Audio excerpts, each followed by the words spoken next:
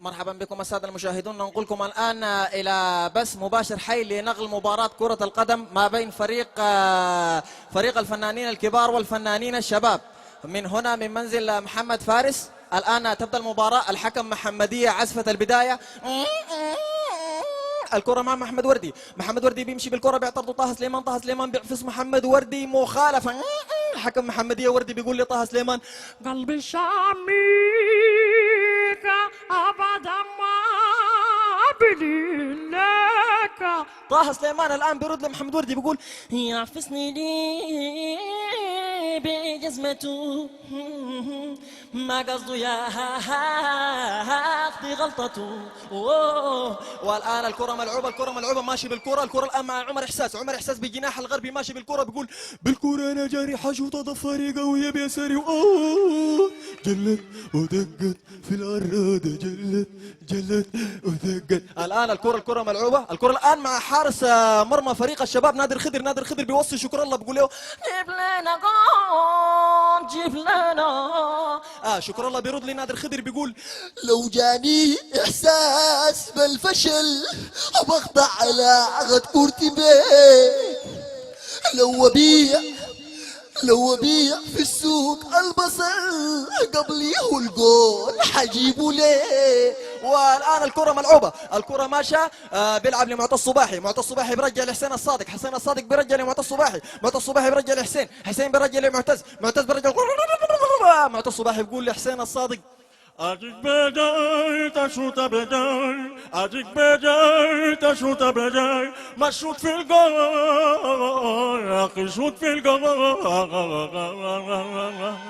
والآن رووا لي قصة أن حسين الصادق دخل أحد المطاعم في فرنسا وقال لصاحب المطعم اديني جدال شزية اديني جدال شزية فلوس بتجيب لها شطة بسيط وبطارة.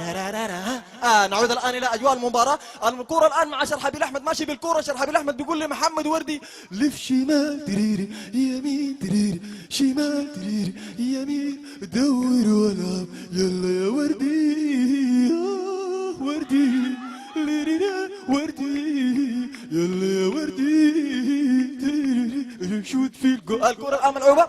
الكرة ماشي الكرة ملعوبة. الآن مخالفة لصالح فريق الكبار. حائط الدفاع عقد الجلاد بيصطفوا تيرا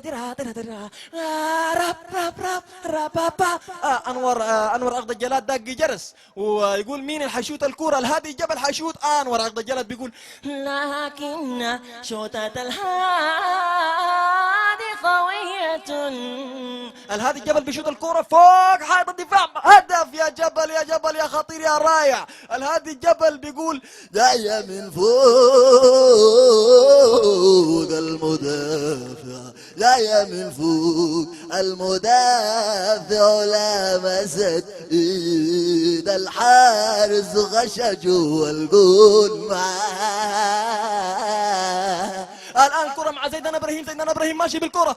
إصابة لزيدان إبراهيم على الأرض ويتألم زيدان إبراهيم يمسك رجله اليمين بيقول أي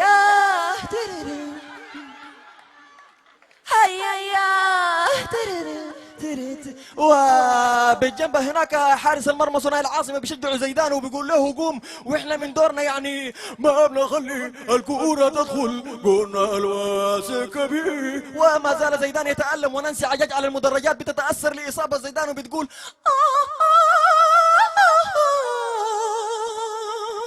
وزيدان يتألم.